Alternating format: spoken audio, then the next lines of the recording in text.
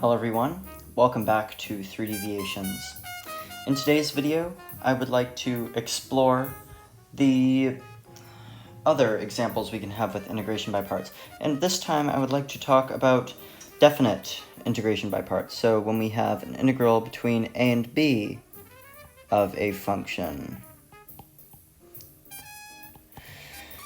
Or when we have a word problem, maybe a physics word problem. That's usually where integration by parts comes up. We get it in physics quite a lot.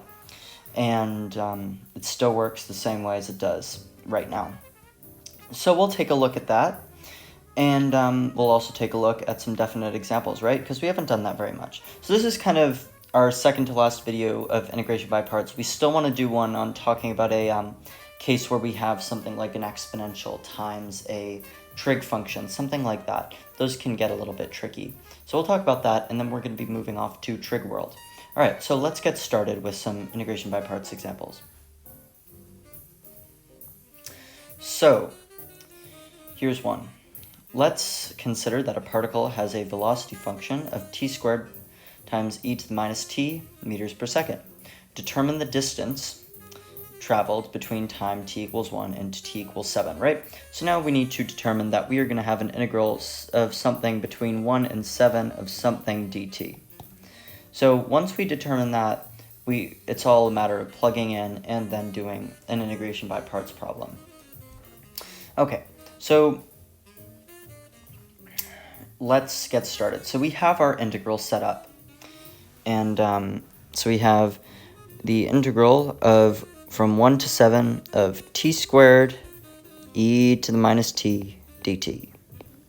Okay, so now that we have that, we need to set up our bracket, right? We have our bracket up here. Now, what's a good choice for a u? Well, it's going to be a t squared because that is going to reduce. That's our algebraic term. What's a good choice for our dv? Well, Lyautey tells me that the exponential is at the bottom, so we're going to choose that to be our dv. So that yields a du of 2t dt and a v of negative e to the minus t. Okay, so now we can plug this back in to our integration by parts formula. This is going to give us negative e to the minus t times t squared evaluated between 1 and 7. As you can see, this part is already integrated, so this is ready for evaluation. But we still have this part here to do, and this is 2 times the integral between 1 and 7 of t e to the minus t dt. Okay, so that entails that we're going to need to do another integration by parts. We have another product of functions. As usual, algebraic term is going to reduce, exponential sure is not going to reduce. So we have u equals t, du equals 1 dt, dv equals e to the negative t dt. We can take out the negative sign. As you can see, I have a plus sign here, so that means that we took out our negative sign. And then that means that v is going to be negative e to the negative t, as we know. Okay, so now we are ready to do a second integration by parts, and this is where stuff might get a little bit messy, if I may say so.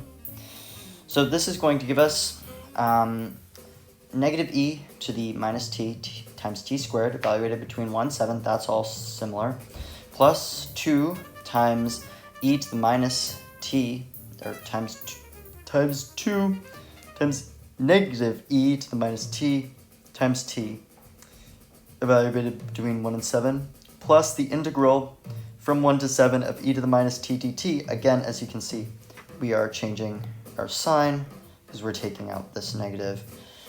And that gives us our final integral, which of course we can do. We've done this integral already maybe 3 times in this problem.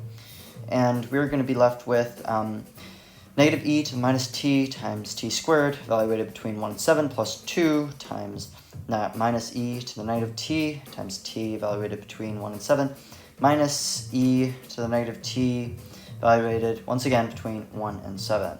Okay, and let's make sure this is okay. Looks like we actually might have a, yeah, we're all set. Okay.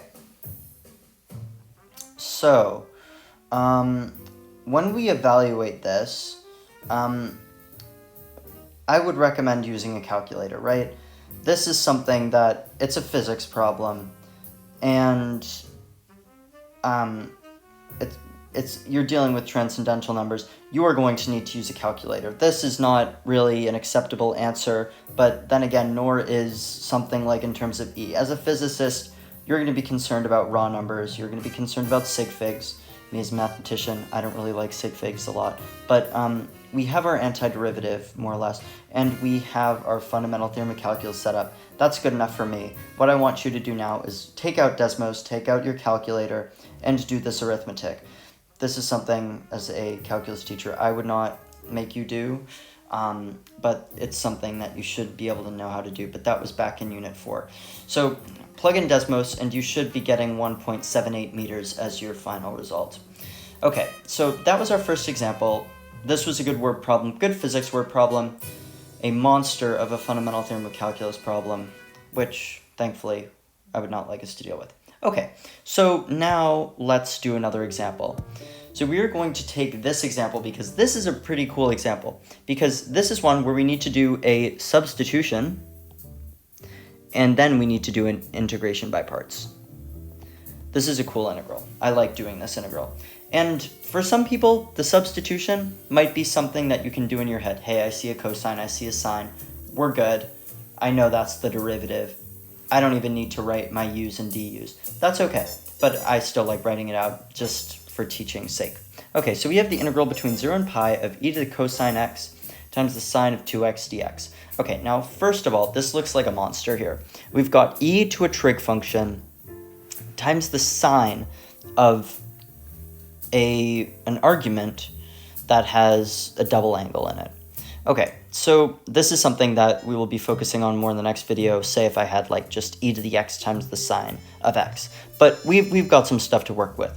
First of all, let's do a trig identity. We know that the sine of 2x, back from your trig years, is equal to 2 times the cosine of x, sine of x. Okay, now this is already helpful. Now we can rewrite this as the 2 times the integral between 0 and pi of e to the cosine x times the cosine x sine x dx.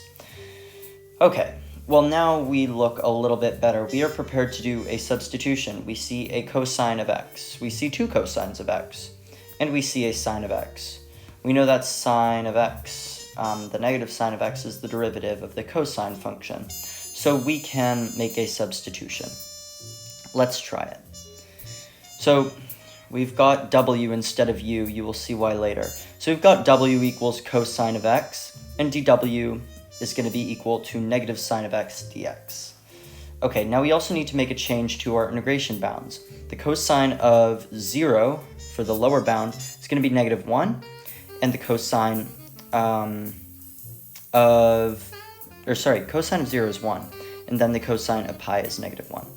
So we're going to swap the bounds of integration real quick, and then we are going to set this back up into our formula. So we are going to get 2 times the integral between negative 1 and 1 of e to the w dw times w. Sorry, we've got a w times dw, and we're swapping the bounds, so we take out the negative sign. Okay, so this is going to leave us with something we need to perform an integration by parts on. We've got an exponential function times an algebraic function. Textbook case, got a w that's going to reduce to 1, and then we've got a e to the w that's going to be its stubborn self and stay as e to the w. So we've got u equals w, dv equals e to the w dw, du equals 1 dw, and v equals e to the w. Okay, so this is going to give us 2 times w e to the w evaluated between negative 1 and 1 minus the integral between negative 1 and 1 of e to the w dw. Okay, so this leaves us with 2 times w e to the w minus e to the w evaluated between negative 1 and 1. And do that algebra out. Again, this is Unit 4 stuff, so I shouldn't need to recap it. Do the fundamental theorem of calculus, do out that algebra, and we're going to get 4 over e. Thank you very much for watching this video of 3 deviations. In the next video, we are going to be talking about transcendental functions and how we deal with integration with that. Then we're going to start talking about trigonometric reduction formulas. All right, thank you for watching, and we'll see you guys in the next one.